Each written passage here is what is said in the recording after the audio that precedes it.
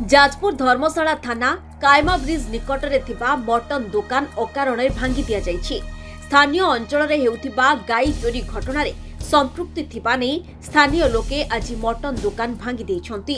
एई अंचल रे अनेक दिन हेबो गाई चोरी हेउथिबा नै धर्मशाला थाना रे अभियोग होई आसुछि, किंतु पुलिस सेमानंकु धरिबारे सक्षम होई पार नथिला। गतकाली पुनर्बार गाई चोरी करि गतकाली पुनर्बार गाई चोरी करि नेउथिबा बेले स्थानीय लोके गाड़ीटिकु काबू करथिले। परे स्थानीय अंचलर मटन व्यवसायीक संपृक्ति थिबा जानिबाकु पाइबा परे उत्त्यक्त लोके मटन दुकानटिकु भांगी देथिबा देखिबाकु मिलुछि। सेबडे मटन दुकान रे गोमांस बिक्री हेउथिबा नै मध्य चर्चा जोर धरिछि। घटनास्थल रे पुलिस पहुंची कायमा मटन व्यवसायीक समेत 2 जनकु अटक रखिथिबा सूचना मिलिछि। सेमानो तो आमे जो मान को आज धरा आइछि से कायमा बाजार गोटे मटन दुकानी तार 2-3टा दुकान भी अच्छी से ही लोक ही आज गाई चोरी रे धरा पड़ी।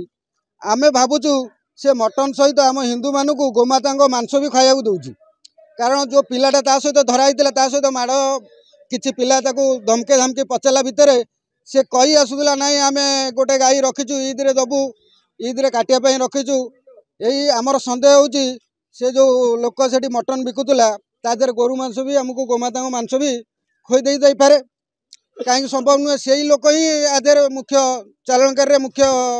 आज घटना हूँ कौन आमर स्थानीय कायमार मुसलमान भर पूरा संपूर्त जड़े धरा होता सी फेरार अच्छी आउ 2 जन बंध पाखे जी आम कायमा ब्रिज पाखे छेली काटती से मैंने छेली भी गोमांस मिसाती।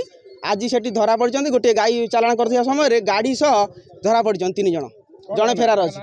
जनक ना हूँ कालामिया ता घर कायमा आउ जड़े हूँ मुबारक खां ओरफ फकीरा ता घर भी कायमा आउ जड़े हूँ ब्रह्मवर्दा मुस्लिम तार ना मत जना ना आउ जड़े हूँ आमर ओडिया हिंदू विधर्मी हिंदू तार ना हूँ अधीन दास ता घर भी कायमा।